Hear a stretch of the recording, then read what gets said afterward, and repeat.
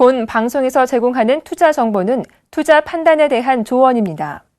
방송에서 제공하는 주식의 가치, 가격 상승 및 가격 하락에 대해서는 방송사에서 보장하지 않습니다.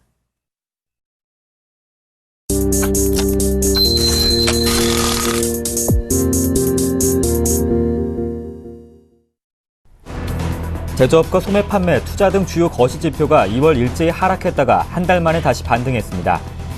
통계청이 발표한 3월 산업활동 동향을 보면 전체 산업 생산은 전월 대비 0.4% 늘어 2월 이후 다시 증가로 돌아섰다가 관공업, 서비스업 등이 모두 상승했지만 향후 경기 국면을 예고해주는 선행지수 순환변동치는 전월 대비 0.3포인트 하락했습니다. 한국시티은행 노동조합이 단계적인 파업 절차에 돌입합니다. 시티은행 노조는 오늘 조합원 3,200명을 상대로 파업 찬반 투표를 실시합니다. 현재로선 파업 찬성으로 기운 상태로 노조는 다음 영업일인 5월 2일로 예정된 중앙노동위원회의 쟁의 조정을 마지막으로 즉각 3단계 태업과 부분 파업을 거쳐 전면 파업에 들어갈 방침입니다. 미국에서 진행 중인 애플과 삼성전자의 특허 침해 소송 1심 법정 공방이 양측 최후 변론을 끝으로 마무리됐습니다. 이번 소송에서 애플이 삼성을 상대로 낸 본소 청구액은 21억 9천만 달러이며 삼성이 애플을 상대로 낸 반소 청구액은 623만 달러입니다. 이번 재판의 판결은 늦어도 5월 초에는 나올 것으로 예상되며 재판장은 배심 판결이 나오면 이를 바탕으로 양측 이의 제기 절차를 거쳐 몇 달 후 1심 판결을 내립니다.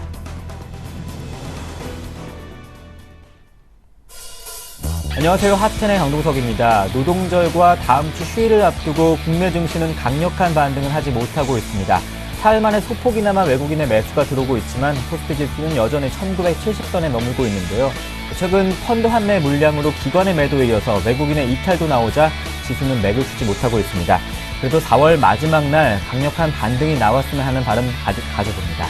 현상클럽에서는 여러분의 참여 기다리고 있습니다. 아래 무료 문자로 매수하고 싶으신 종목 있으시다면 지금 바로 문자 주시면 두 멘토가 친절한 바닥팁을 드리겠습니다. 오늘 계속해서 시장의 코너에서 김용준 멘토님과 함께 시장의 키워드 한번 짚어보겠습니다.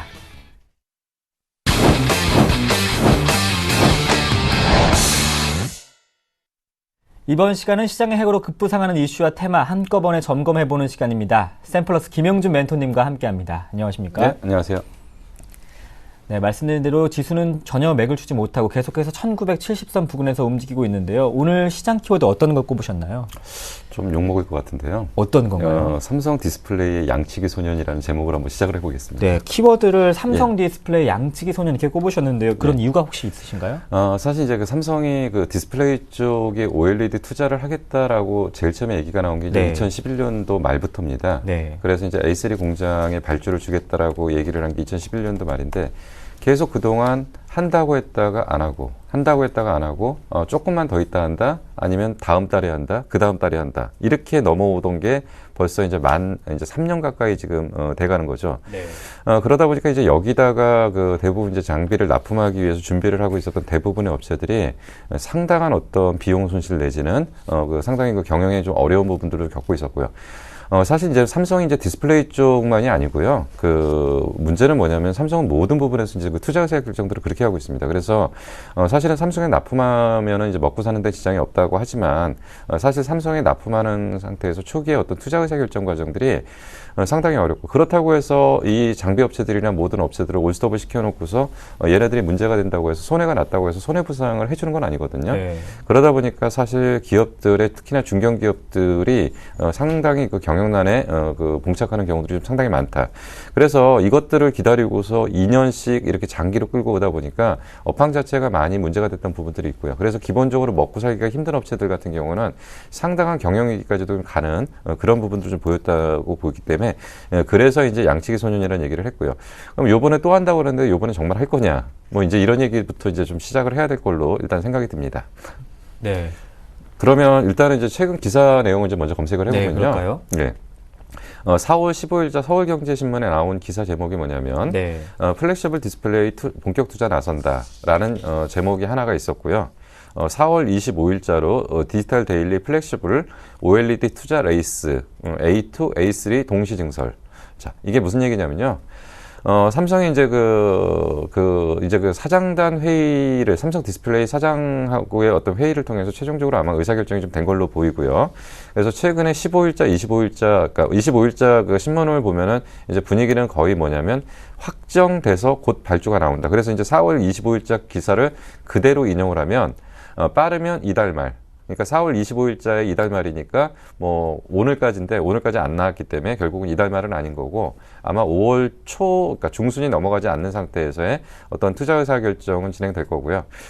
근데 여기서 이제 그 A3 라인만 이제 투자를 하는 것이 아니고 A2 라인까지, A2 라인에 대한 일부 부분에 대해서 장비를 추가적으로 좀 들여놓고요. 그리고 A3 라인에 대해서는 모든 장비를 다 이제 그 세트로 집어넣는 이런 쪽에서 아마 투자 규모나 모든 것들이 상당히 의미가 있는 변화들이 좀 나타날 걸로 일단 보여집니다. 자, 그 네. 기사 내용을 전체적으로 한번 좀 요약을 해보겠습니다. 그럴까요? 예. 자, 먼저 투자 규모를 좀 봐야 되겠습니다. 투자 규모는 이번 단계를 1단계라고 지금 보고 있고요. 2단계, 3단계를 포함하는데요. 1단계에서만은 투자 규모가 2조 원대 정도가 예상이 됩니다. 그리고 2단계하고 3단계를 포함하면 전체 투자 규모는 한 6조 원대. 그러니까 이것이 이제 A3의 한쪽 라인입니다. 그래서 보통 이제 A2 라인을 P1, P2, P3, P4, P5까지 갔죠. 그런 과정으로 보면은 얘네들이 이제 A3의 다시 1 정도의 지금 투자 규모가 6조 원대 정도라고 일단 보이고요. 요것이 아마 끝나고 나면은 아마 이제 A2, P2 정도 진행하는 것처럼 똑같은 개념에서 또 추가적인 투자가 좀 진행될 거라고 일단 보여집니다. 그러면 투자는 구체적으로 어떻게 이루어질 것 같냐면, A2 라인 같은 경우에는 지금 이제 A2 라인 같은 경우는 기본적으로 유기물 증착 장비, 그러니까 컬러 증착 장비에 대해서는 12,000장을 찍어낼 수 있는 분량 정도를 다 장비를 받은 상태에서 봉지공정 쪽에서는 장비가 이제 4,000장 정도만 찍어낼 수 있는 정도의 규모가 들어갔는데, 이번에 A2 라인을 확장하면서 12,000장을 전부 다 찍어낼 수 있는 봉지공정 쪽에 8,000장을 확대할 수 있는 봉지공정 장비가 일단 A2 라인에 지금 들어갈 걸로 일단 보여지고요.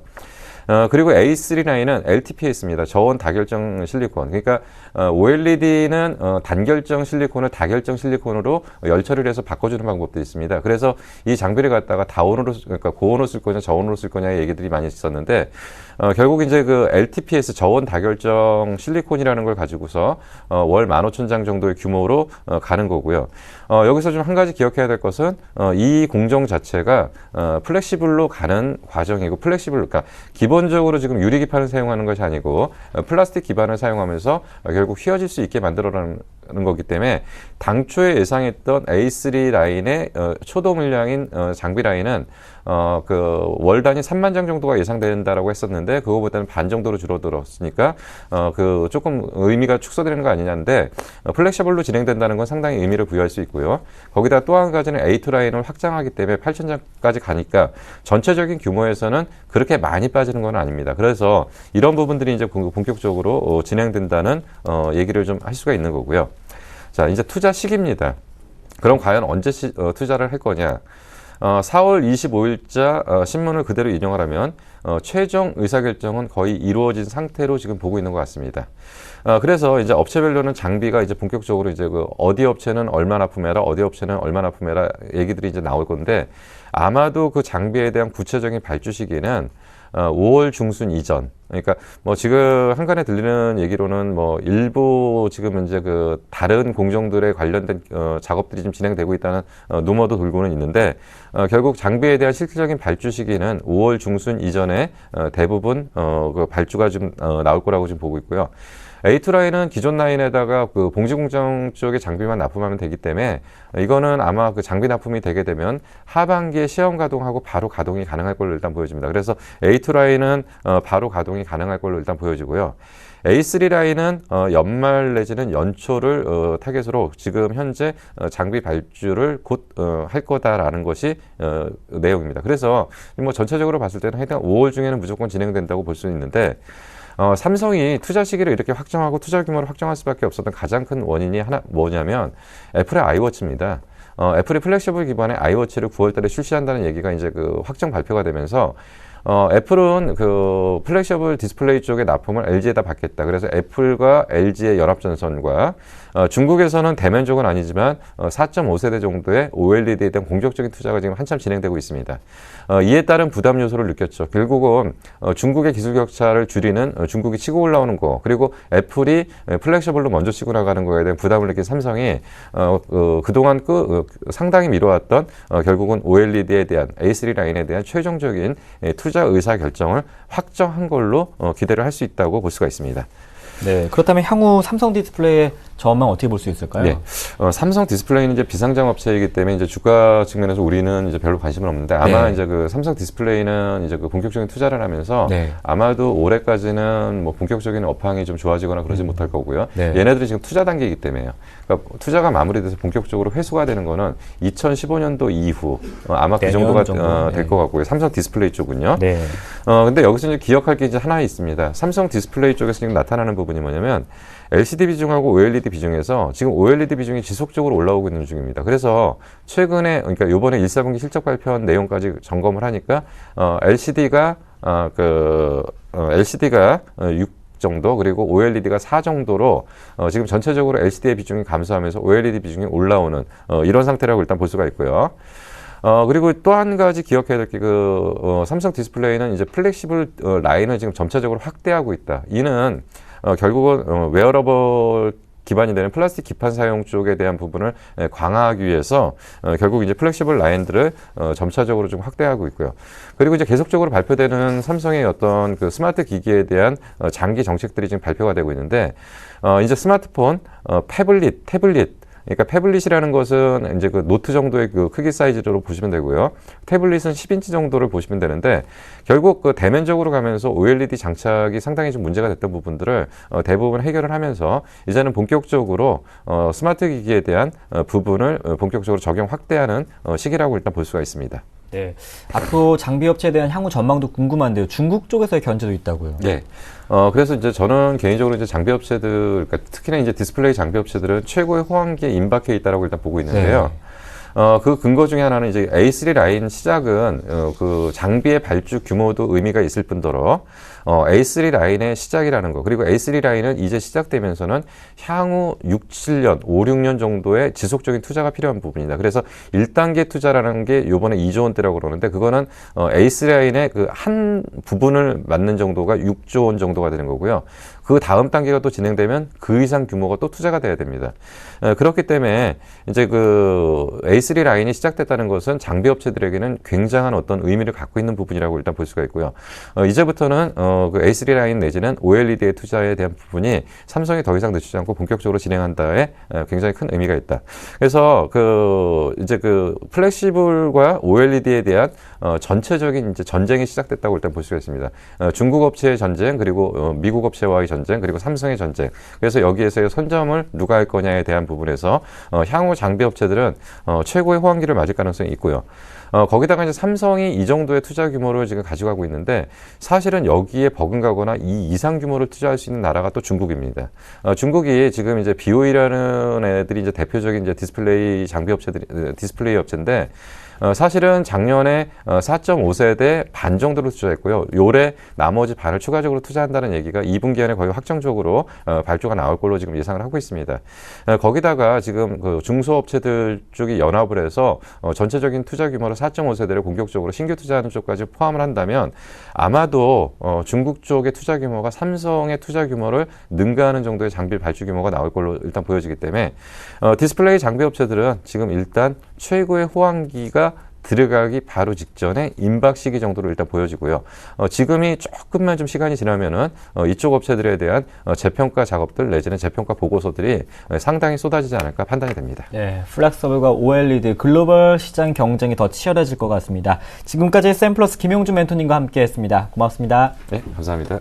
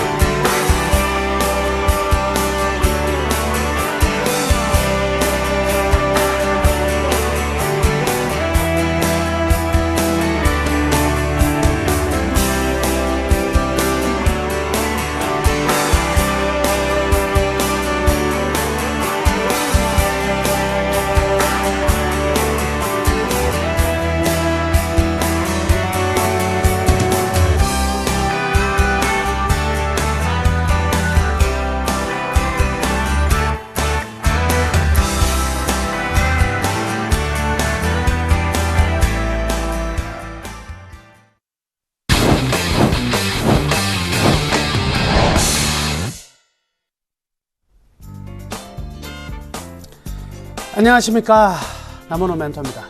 오늘 시간은요, 오늘 하루의 이슈, 굳이 오늘 하루의 이슈는 아니더라도 최근 시장에서 이슈가 되고 있는 부분들을 여러분께 쉽게 설명해 드리고, 어떻게 우리가 이러한 내용들을 알아가고 이해를 하고 투자에 이제 활용할 수 있느냐에 대한 부분을 가지고 얘기를 하고 있습니다.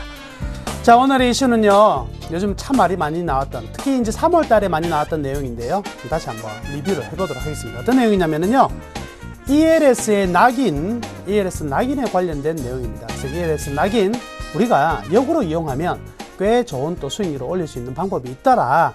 이 부분에 대해서 얘기를 하고자 합니다. 자, ELS 낙인, 낙아웃.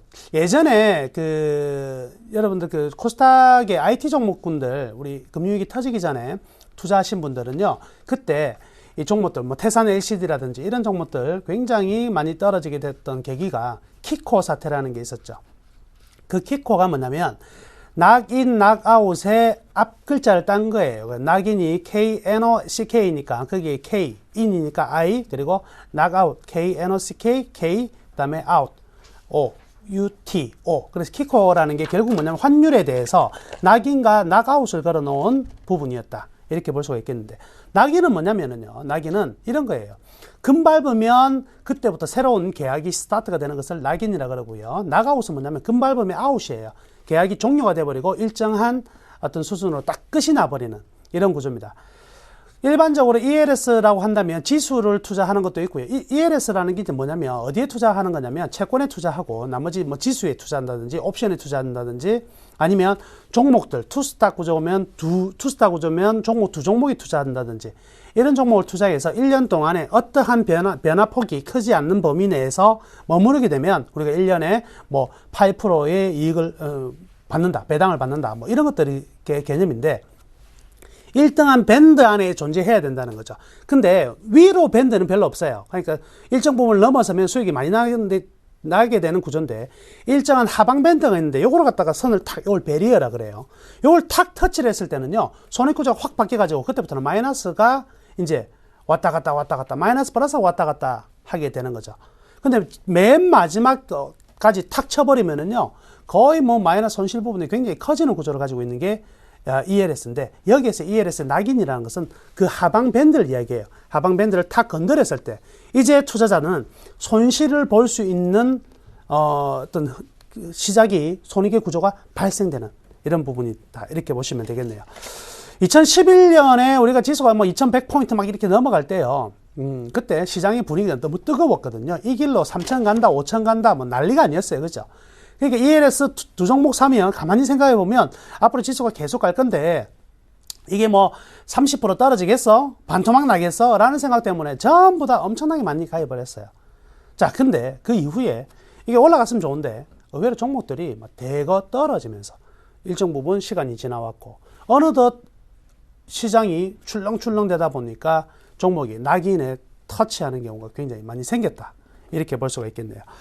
그래서 이제 낙인을 건드리게 되면 ELS의 어떤 손익 구조가 급격히 바뀌고, 투자자의 입장에서는 이제는 확실하게 이익을 얻어갈 수 있는 부분이 아니고 이제 언제든지 마이너스가 될 수 있는, 지금 당장 마이너스가 될 수 있는 그런 소지가 있다, 이렇게 보시면 되겠네요. 자, 그런데 ELS는 누가 발행하는 거냐? ELS가 말 그대로 E, 에쿼티고, L, 링크트고, C, 시큐리티거든요. 그러면 증권이에요. 즉 뭐냐면 주가 연계 증권인데, 증권이니까 누가 발행을 하느냐? 증권사에서 발행을 해요. 그래, 금융투자업자가 발행하는 게 바로 ELS다. ELF 같은 경우에는 펀드니까 투신에서 발행하는 거고, ELD는 데포짓이니까 은행에서 발행하는 동일한 구조인데요. 증권사를 우리 기관에서 보면 뭐라고 나오냐면, 예전에는 증권사인데 지금은 금융투자업자로 나오죠. 그래서 금융투자로 이렇게 나오는데, 걔네들이 발행을 했으니까 ELS는 누구의 매매 동향에서 굉장히 밀접할까요? 바로 금융투자의 매매와 굉장히 유사한, 그리고 의미 있는 구성을 띠게 된다는 것, 이것도 알아보셔야 되겠네요. 자, 그러니까 ELS 어떠한 종목이 가격이 하락하면서 ELS 부분이 오게 되면 그때부터 여러분들은 무엇을 매일같이 확인하셔야 되냐면, 금융투자업자들이 과연 사고 파는지 굉장히 관심 있게 보셔야 될 것입니다. 자, 최근 동향을 보면은요, 일단 대규모의 종목들이요, 계속 하락함으로써 낙인 근처에 와 있는 종목들이 굉장히 많아요. 물론 삼성전자 같은 오른 종목은 상관이 없지만 2011년에 굉장히 강력했던 종목들이 지금 많이 하락해 있다면 거의 낙인 가격을 터치를 했다. 이렇게 볼 수도 있겠습니다. 자, 3월 달에는요, 대표적인 종목들 두 가지가 있었는데, 바로 포스코와 삼성증권이었습니다. 여러분들 이 차트 한번 보시면, 이게 포스코입니다. 자, 일반적으로 낙인이 걸려있는 ELS 같은 경우는 어떻게 되어 있냐면, 저가 매수, 고가 매도예요. 즉, 뭐냐면, 포스코와, 예를 들어서 포스코와 삼성증권 두 종목으로 ELS를 구성했다면, 포스코가 떨어지면, 삼성증권을 팔아서 포스코를 사요. 그런데 다시, 포스코가 올라가죠? 올라가면, 포스코를 다시 팝니다. 그리고 왔다 갔다 떨어지면 매수하고 올라가면 매도하는, 즉 종목의 가격 흐름과 정반대의 흐름으로 계속 우리한테 일정한 수익률을 투자자들에게 주게 돼 있는데, 하방을 터치하게 되면 이제는 더 이상 이 종목에 대해서 매수를 해가지고 해지를 할 이유가 없어지기 때문에 그간에 많이 사도, 일정 부분까지는 떨어지면 많이 산다 그랬잖아요. 요만큼을 가지고 있어야 되는데 요만큼을 가지고 있는 거거든요. 근데 이때 탁 그 낙인 가격을 건드려버리면 어떻게 되냐면 요만큼만 있으면 되지 요거는 필요가 없어진다고요. 그래서 요 종목을 요만큼을 팔아버립니다. 그러면서 주가가 급락하게 되는데, 여기 보시면 바로 이 부분이 되겠네요. 자, 주가가 떨어지니까 이 위에 빨간색이 뭐냐면 금융투자예요. 금융투자가 매수를 합니다. 그죠? 이렇게 매수를 해요. 떨어지면 매수를 하는데, 이제는 상황이 달라지죠. 여기 부분은 떨어지니까 확 던지는 이런 모습이 나온다. 바로 이 부분이 이제 낙아웃이 걸린다. 이렇게, 낙인이 걸린다. 이렇게 얘기해요. 그래서 일정한 어떤 상태가 되면 지지점, 이 정도 가격은 그대로 유지가 돼야 되는데, 이 가격을 이탈함으로써, 낙인이 걸리고 이탈함으로 인해서 금융투자업자는 해지했던 물량들을 꺼집어내면서 이렇게 순간적으로 급락이 들어오는 거죠.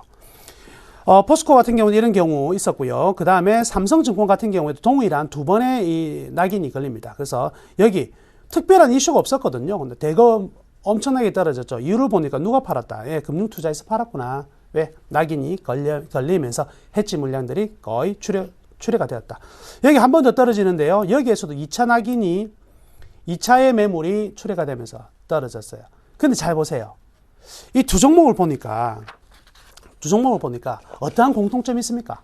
낙인이 걸려가지고 주가가 급락을 했는데 그 이후에 어떻게 되던가요? 그 이후에 어떤 현상이 발생합니까? 급격히 상승으로 전환되는 모습이 나왔다. 그렇죠? 포스코 같은 경우에도 낙인이 이렇게 강하게 걸려가지고 매물이 출회된 이후에, 그 이후에는요, 주가가 굉장히 큰 폭의 강세가 나왔다는 거. 이건 우리가 유심히 봐야 되겠네요. 그래서 이거를 이제 가지고 우리가 좀 이용을 할 부분이 있다. 이 말씀을 드리려고 하는 겁니다. 자, 그러면 낙인 배리어 이탈 시에는 아까 해지 물량이 대거 출회된다 그랬는데, 만약에 낙인 상태가 이미 이제 진행이 되었어요. 그러고 나서 쭉 흘러갑니다. 그러면 투자자 입장에서는 계속 이제 마이너스 부분이에요. 다시 이게 올라온다면 플러스로 돌아설 수 있겠지만, 그 플러스가 올라오려면은요, 한 30%, 40% 주가가 올라가야 되죠. 자기가 수익이 나려면. 예를 들어서 뭐, 포스코 같은 경우에 투자자 입장에서 수익이, ES 투자했을 때 수익이 발생하려면은요, 얼마까지 올라가야 되냐면, 최소한 한 40만원 정도로 올라가야 ELS 가입자가 수익이 납니다. 그러니까 수익은 거의 안 난다고 봐야 되는데, 이렇게 하루하루 흘러가다가 뭐가 도래하면 ELS가 바로 만기가 도래하죠. 만기가 도래하면 그나마 ELS 가입했던 물량마저도 어떻게 해요? 돈으로 바꿔야 될 거 아니에요. 돈으로 바꿔가지고 투자자에게 줘야 될 거 아닙니까? 그 물량 또한 출회가 되겠죠. 이런 부분들은 분명히 이제 좀 리스크가 있을 수가 있다. 자, 이런 내용들을 금융투자업자들이 가지고 있는 물량이 ELS에 걸려 가지고 있는 물량이 있기 때문에 다른 투신이나 연기금이나 외국인들 같은 경우에는 선뜻 들어가지는 않는단 말이죠. 선뜻 들어가려고 하면 저 물량들이 터져 나올 수 있는 거 아니냐? 이렇게 생각할 수도 있다는 거죠. 그래서 만기 낙인이 이탈되면서 그 해지 물량만 나오는 것만 문제가 아니라 사실은 만기가 도래하면 그것 또한 물량이 출회될 가능성이 좀 커지기 때문에 두 개가 주가의 상승폭에 일정 부분 제한을 주고는 있다. 이렇게 볼 수가 있겠습니다. 그러나 이제 핵심 포인트는 무엇입니까? 바로 그러한 물량 출회 이후에는 이러한 수급에 대한 리스크가 완전히 사라져버렸기 때문에 주가가 굉장히 빠른 속도로 올라가더라. 이런 것도 확인하셔야 되겠습니다. 자, 그러면 이제 전망 및 투자 전략 이렇게 말씀해 드리면 일단 모 증권사에서 나오는 리포트로 본다면 단기적으로는요, SK이노베이션과 그리고 GS, 삼성중공업 등이 일단 낙인의 가능성이 있고 여기에 대한 부담이 있다 그러는데 요거 하나 기억하셔야 되겠네요. 예를 들어서 SK이노베이션을 예를 한번 들어보겠습니다.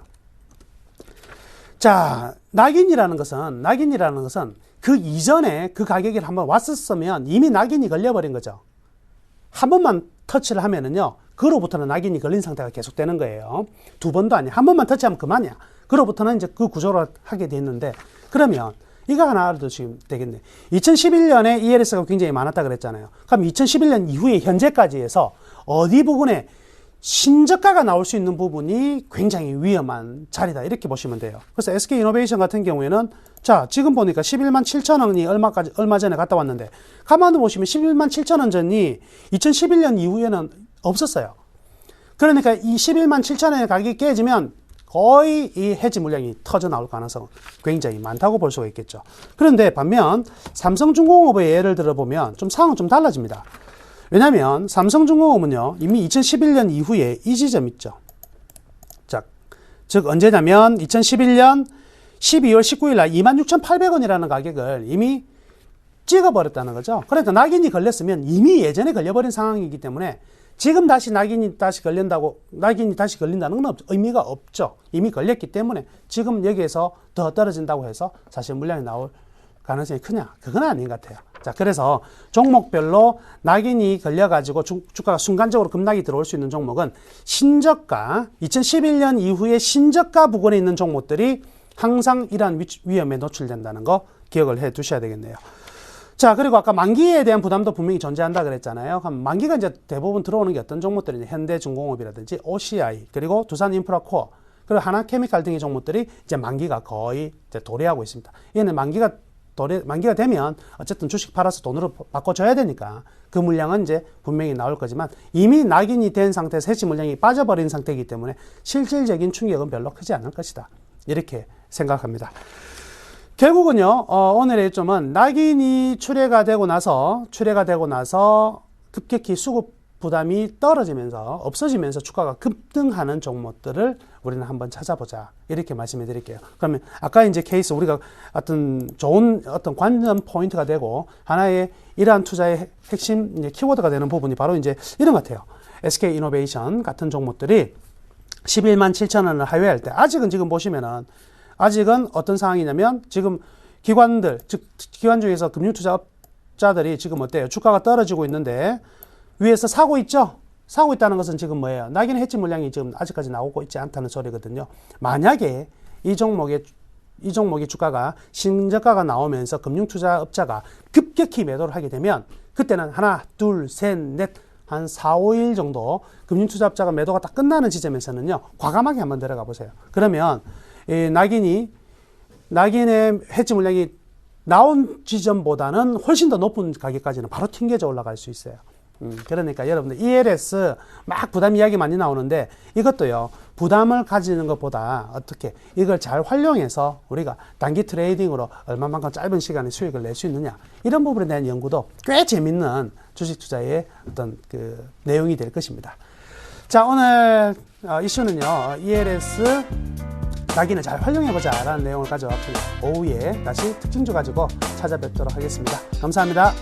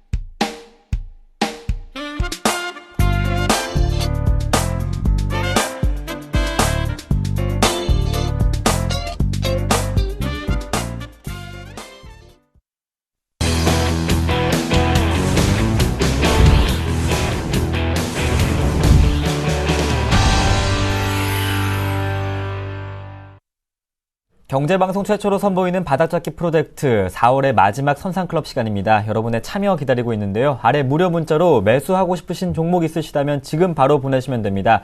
두 멘토의 친절한 바닥팁 확인하실 수 있습니다. 샘플러스 이상로 김선현 멘토님과 함께합니다. 안녕하십니까? 반갑습니다. 반갑습니다. 네, 여러분의 참여 기다리면서 오늘의 바닥팁 확인해 보겠습니다. 네, 오늘의 바닥팁은요, 김선희 멘토님 고생 끝에 낙이 온다 이렇게 말씀해 주시고요. 이상로 멘토님은 티끌모아 태산 이렇게 표현해 주셨네요. 김선희 멘토님, 그동안의 기다림이 이제 선물로 보상을 받을 수 있는 건가요?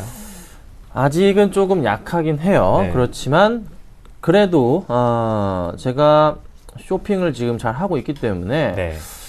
괜찮을 거라는 판단이 듭니다. 지금 한국콜마 같은 것도 오늘 3% 이상 급등을 하고 있죠. 제가 쇼핑 준비라고 말씀드리면서 백화점 1층 갔습니다. 2층 가서 조선주 하나 샀어요. 잘 아실 거예요. 자, 그러면요. 지금 시장 오늘 외국인들이 뭐 64억 원 정도 매수가 들어오는데 아직 약하긴 해요. 이게 어떤 의미냐면 이틀 동안 뺀 게 많은 물량은 아니죠. 최근에 4조를 샀으니까 한 달 동안. 왜 뺍니까? FOMC 회의 지금 좀 결과 좀 보자는 거죠. 그런 느낌입니다. 그래서 어떻게 결과가 나올지에 대해서는 우리 시장은 내일 쉬기 때문에 금요일 날 보실 수가 있습니다. 그래서 아무래도 이제 금요일 시장이 어떻게 이제 상승 쪽인지 하락 쪽인지 판가름이 되는 중요한 시장인데 확실한 것은 실적 발표가 이제 끝나가는 코스피 쪽이 끝나가기 때문에 이 포인트에서 실적이 끝난 종목들 위주로 해서 2분기 실적 기대가 되는 종목들이 상승 쪽으로 가닥을 잡을 수가 있다는 거죠. 그래서 지금 당장의 흐름, 약간 조금 제가 최근 들어서 계속 현금 보유 말씀드리다가 이번 주부터는 쇼핑 준비 말씀을 드리고 있는데요. 좋은 결과가 있을 것 같습니다. 그래서 조금 더 즐거운 마음으로 조금 현금 보유하신 것들로 좋은 종목도 매수해 보시라고 제 의견 드려보도록 하겠습니다. 네, 이상로 멘토님은 티끌모아 태산이라고 지금씩 모아가야 되나요? 네, 모아가셔야 되는 시기입니다. 네. 지수의 포인트는 항상 그 자리에서 움직이고 있다는 것을 우리가 좀 더 살펴볼 필요가 있습니다. 하지만 우리가 좀 더 깊게 들어가 보면 삼성전자가 지금 140만 원대에서 밑으로 내려왔음에도 불구하고 지수가 항상 그 자리다. 그것은 평균적인 종목군들이 상승하는 종목의 수가 많아지고 있다라는 부분이거든요. 그러면 안에서 나도 모르게 지금 시장 자체는 좀 더 상승 쪽에 무게를 두고 올라가고 있다라고 우리가 판단을 하셔야 된다는 거죠. 시장은 어차피 지금 포인트는 표면적인 절대적인 수치일 뿐입니다. 안에 보시면 개별주들 평균적인 이상의 상승을 나타내는 종목군들 한 번 더 찾아보시고 거기에 대해서 관심 종목으로 매수까지 하시길 바라겠습니다. 네, 오늘 문자가 많이 들어오고 있는데요. 먼저 첫 번째 시청자 우리 한번 만나보겠습니다. 첫 번째 문자는요, 원익 IPS 매수해도 될까요? 문의가 들어왔습니다. 두 분의 첫 번째 의견은요, 두 분 다 안 된다 하시네요. 김선희 멘토님은 떠난 버스다. 이상로 멘토님도 바닥이 지났다. 이렇게 말씀해 주시네요. 원익 IPS 왜 안 된다는 건가요? 자, 이 종목은요, 여러분 좀 이거 추천드리고 수익 잘 먹고 나왔지만 더 갔습니다. 그런데 제가 원익 IPS를 지금 이 종목을 매수하려고 질문을 주신 분, 방송을 안 보신 분이거나 가지고 계신 분이라고 제가 확신을 하고 있는데 왜 단기적으로 급등을 하니까 또 노리려고 하시는 것도 있을 수 있고요. 제가 추천을 드렸던 종목이죠. 추천드렸던 이유가 뭡니까? 차트상의 분위기로, 차트상의 흐름으로 바닥 라인 여기니까, 그렇죠? 이 바닥 라인에 대한 부분 인식을 말씀드렸잖아요. 바닥 포인트들이 여기 포인트들이다. 그래서 이때 추천을 드렸었고요. 잘 먹고 나왔어요. 많이 먹진 않았습니다. 잘 먹고 나왔는데 더 갔죠. 제가 목표가 9,000원 잡고 정리했는데 더 갔어요. 하지만 그 다음 포인트 항상 강조드리는 게 뭐죠? 자, 평행하게 하나 만들고 올려보자는 거죠. 아이고, 없어졌네요. 올려보자는 거죠. 그러면 지금 이 라인 자체가 어떤 라인이 돼버립니까? 여기 보시면 보세요. 약간 좀 요 포인트 자체는 고점 포인트에 대한 인식이 있는 그런 구간이란 말입니다. 확대해 볼까요? 여기 윗꼬리가 잡혀있단 말이에요. 그럼 지금 구간 어떤 구간입니까? 가더라도 요 정도 포인트 많이 안 올라가고 내려왔다가 다시 가는, 그러니까 떨어진다고 이게 나쁜 게 아니고요. 좋은 종목입니다. 좋은 조정이 나오는 거예요. 좋은 주식은요, 올라가는데 갈지자 형태를 그리면서 올라가는 주식이 정말 좋은 주식이거든요. 전형적인 그 흐름입니다. 그래서 이때를 노려보자고요. 이때를 노리는 거야. 그렇죠? 9,500원. 지금은 아닌 것 같아요. 그래서 X 의견 좀 드려보도록 제가 할 테니까요. 잘 참고하시고 대응 부탁드리겠습니다. 네, 이상로 멘토님, 원익 IPS 바닥 잡으려고 하는데 바닥이 지났다고요. 네, 바닥이 지나고 올라왔습니다. 네. 이미 올라왔던 종목이고, 이 종목 같은 경우에 바닥권이 7,000원대입니다. 7,000원대에서 상당히 작업을 많이 했던 종목군이고요. 항상 7,000원대에서 말씀드렸던 종목입니다. 이 종목군은 왜 이런 말씀을 드리냐면, 최근에 업황 자체가 긍정적으로 변함에 따라서 올라가고 있는 그런 장비주들의 일종이라는 거죠. 자, 원익 IPS는 바닥권을 지나고 난 다음에 지금 다시 추가적인 상승 기조가 상당히 많이 나타났습니다. 거기에서 우리가 좀 더 눈여겨보셔야 되는 점은 앞서 있던 어느 정도 고가 자체를 돌파를 하고 난 다음에 다시 한 번 더 눌림목의 형태를 띄고 있거든요. 추가적인 상승이 나올 수는 있다는 겁니다. 하지만 중요한 것은 바닥은 아니다. 바닥에서 공략할 수 있는 종목군은 아니다라고 말씀을 조금 드릴게요. 차라리 동종업종의 반도체 장비주를 좀 더 보시는 게 진정으로 바닥을 잡을 수 있는 길이 아닌가 그렇게 말씀을 드리면서 원익 IPS X 드리겠습니다. 네, 원익 IPS 지금은 안 된다는 두 분의 의견 한번 참고해 보시길 바라겠습니다. 계속해서 다음 문자 확인해 보겠습니다. 다음 문자는요. 일진 머티리얼즈 매수해도 될까요? 문의가 들어왔습니다. 두 분의 의견은요. 두 분 다 안 된다 하시네요. 수급이 안타깝고 지금 만드는 중이다 표현해 주셨습니다. 수급의 어떤 부분이 안타까운지요? 자, 이제 일진 머티리얼즈 우리 질문을 주신 시청자분은 네, 이제 서서히 제가 항상 강조드렸던 바닥 잡기에 대한 부분을 이제 인식을 하시고서 주식을 보기 시작하셨답니다. 이거 굉장히 지금 칭찬을 드리고 싶어요. 자, 그런데 문제는 뭐냐면 차트는 잘 보셨습니다. 그 다음에 제가 말씀드리는 게 뭡니까? 수급이 들어와줘야 된다 말씀을 드립니다. 먼저 차트를 볼게요. 항상 바닥 포인트에서 말씀을 드리는 이런 포인트들 있죠? 자, 요 정도 그림이 나온단 말이죠? 맞잖아요. 그래서 정말 좋은 타이밍에 질문을 주신 거 정말 감사드립니다. 정말 감사드리고요. 요 포인트에서 그러면 이런 식으로 올라가기를 기다려 보시는 것 같은데 그 다음 조건으로 제가 뭐를 말씀드립니까? 그 다음 조건으로 수급을 말씀드립니다. 자, 이게 수급이 들어오는 건가요? 아니죠. 아직은 좀 더 지켜봐야 됩니다. 그렇죠? 맞죠? 자, 그러면 이렇게 파랗게 나가는 수급 자체가요. 돌아와야 돼. 개인과 개인의 매수세가 잡혀지면 이게 바뀌어야 돼요. 이게 서로 바뀌어야 됩니다. 바뀌어야 된다고요. 바뀌면서 흐름이 나와야 되는데 지금은 아직 그건 안 보여. 그러면 흐름상으로 볼 때 약간의 좀 조정을 거친 이후에 다시 반등을 주면서요. 아이고, 죄송합니다. 반등을 주면서 분명히 이 포인트 때 기관들의 매수세나 외인들의 매수세가 잡히는 구간이 생길 겁니다. 그 포인트를 노리셔야 되지 지금 포인트는요. 절대적으로 매수를 해서는 안 되는 구간. 그러니까 조금 더 지켜봐야 되기 때문에 제가 그렇게 말씀드리는 거고 오늘 수급이 들어오더라도 금요일 날 수급 하루 더 들어와야 돼요. 그러니까 그때를 노리셔야 되지 지금은 아닌 거죠. 타이밍은 이제 잡으실 수 아셨는데 이제 수급만 보시면 됩니다. 아셨죠? 잘 보셨고요. 조금 더 기다려보자 의견 드리겠습니다. 네, 일진 머티리얼즈 만드는 과정이라면 만들어진 후에 들어갈 수 있을까요? 네, 맞습니다. 바닥권은 이미 지났습니다. 네. 바닥권에 대한 시그널이 지금 나타나고 있는데 바닥권 시그널 한번 같이 보겠습니다. 자, 바닥 1번과 2번 그리고 3번의 순차적인 시그널이 나타났을 때 바닥 확률이 제가 높다고 고지금 말씀을 드리는 거고, 자, 이 차트 화면에 나오는 차트 안에 그 모습이 나오는 자리가 있습니다. 같은 매물대로 한번 같이 보시면요. 자, 이 자리가 지금 나타나서 보이죠. 자, 이 자리 자체가 지금 바닥권으로 인식되는 자리입니다. 자, 1번과 2번, 3번이 순차적으로 나타났으면서 거기에 대해서 어느 정도 바닥권을 유지할 확률이 상당히 높다는 거죠. 자, 이 부분을 봤을 때 현재 같은 경우에는 가격대가 다시 한번 여기서 지지되는 모습이 나타나죠. 그러고 난 다음에 다시 차트를 드는 모습입니다. 그럼 바닥권에서 지금 여기까지 올라가는 30%가량이 올랐거든요. 그러고 난 다음에 다시 한번 더 빠진다는 거죠. 그러면 현재 우리가 공략할 수 있는 포인트는 조정의 구간 안에 들어와 있고 거기에서 지금은 추가적인 반등 시그널이 언제 나타날 것인가를 봐야 되는 시기고요. 지금은 이 240선에 대한 지지는 나타나고 있겠지만 거기에 대해서 추가적인 하락세는 좀 더 제가 볼 때는 나타날 수 있다. 그래서 바닥을 논할 때는 그때 가격대는 10,000원에서 15,000원 사이에 공략을 하시되 지금은 좀 떠있는 시기다. 차라리 좀 더 기다리시고 편입을 하시는 게 좀 더 좋은 전략이 아닌가 그렇게 말씀을 드리겠습니다. 네, 오늘 보내주신 종목은 다 바닥이 아니라는 말씀 한번 들어봤습니다. 계속해서 다음 시청자 의뢰인 만나보겠습니다. 다음 문자는요. 포스코 ICT 매수해도 될까요? 문의가 들어왔습니다. 두 분의 의견이요.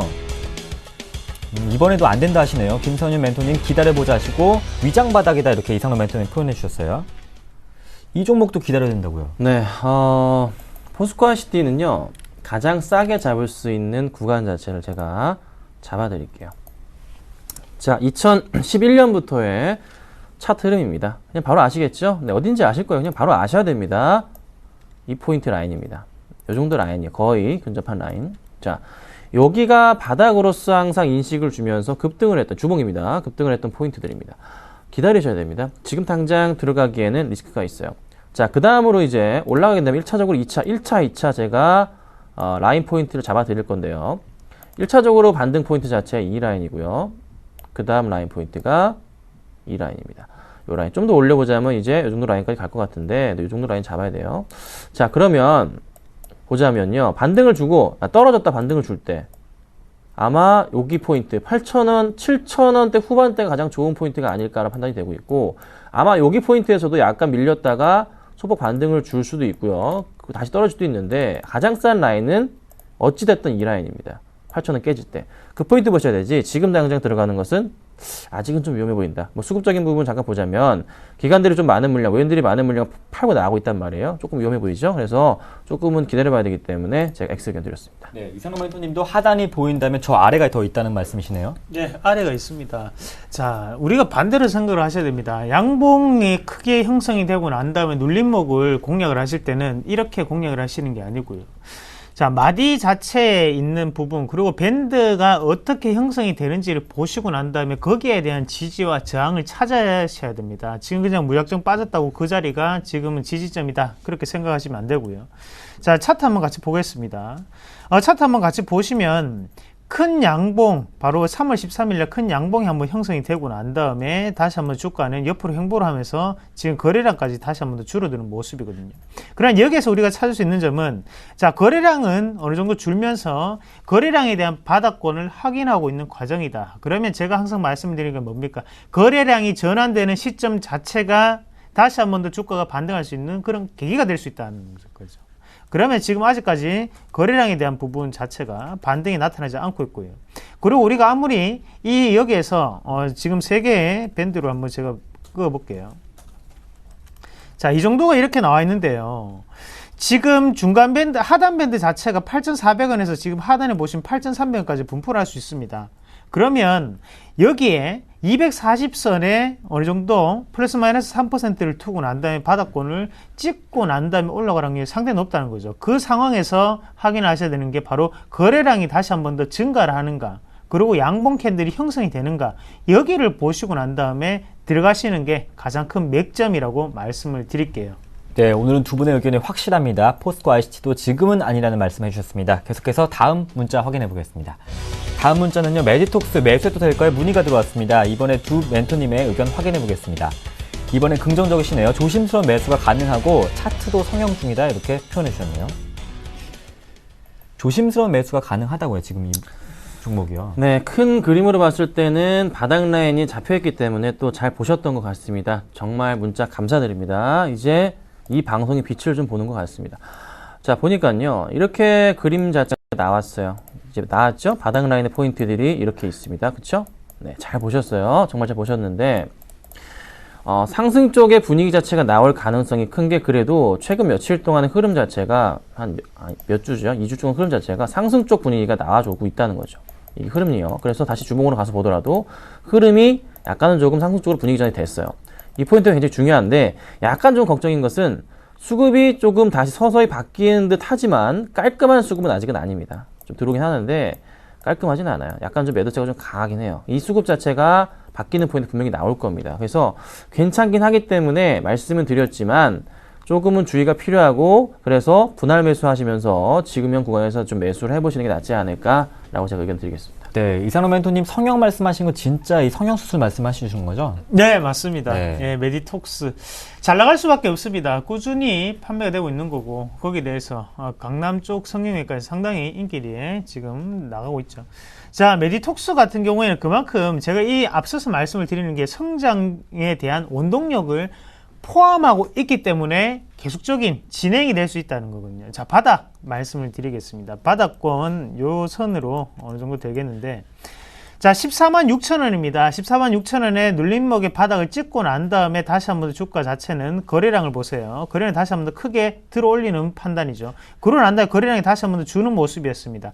줄고 난 다음에 거래량이 다시 한번 터졌다. 이 말인 즉슨 바닥권을 확인하고 난 다음에 추세적인 전환 자체가 여기에서 이루어졌다라고 판단할 수 있습니다. 그러면 우리가 이 종목을 공략을 하실 때는 지금 이 위에 자리 15만원대 전후로 해서 어느 정도 매수를 하시고 거기에 대해서 추가적인 상승에 대한 이익 실현을 하시는 방법이 가장 좋다, 그렇게 말씀을 드리겠습니다. 그래서 네. 메디톡스 바닥권 그렇게 말씀을 드릴게요. 네, 오늘 메디톡스만이 바닥주라는 말씀 한번 들어봤습니다. 두 분과 함께 했습니다. 고맙습니다. 네, 오늘의 금바닥주는 없고요. 포트폴리오 한번 확인해 보겠습니다. 김선일 멘토님의 포트 종목이 모두 다 수익권이고요. 이상훈 멘토님의 포트폴리오입니다. 현재 효성이 1% 정도 수익을 보여주고 있습니다. 네, 최근에 판이 뺐던 파라다이스도 2.3% 높은 수익률을 보여주고 있고요. 진성 TIC는 현재 TEC는 현재 손실권에 놓여 있습니다. 매수가 근처에서 움직이고 있네요. 두 분의 총 누적 수익률 한번 확인해 보겠습니다. 김선일 멘토님은 소폭 올라갔습니다. 45.16%, 이상훈 멘토님도 올랐네요. 36%입니다. 이분들의 종목과 또 AS에 대한 궁금증은 계속해서 11시에 이어지는 무료 방송에서 함께 하실 수 있습니다.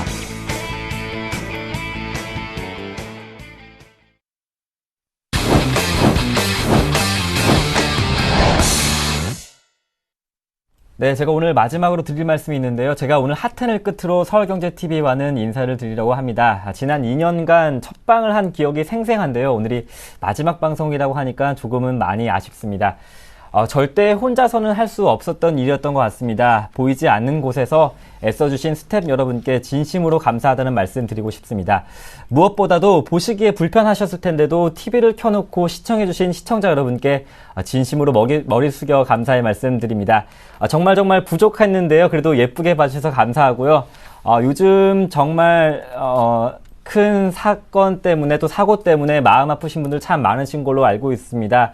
저도 일상의 이런 소소함이 행복으로 다가오고 있는데요. 저도 조금 더 따뜻한 사람이 되도록 더 따뜻한 사회를 만드는데 일조하는 역할을 하겠습니다. 지난 2년간 서울경제TV 아나운서로서 일하면서 정말 행복했습니다. 시청해주신 여러분 고맙습니다.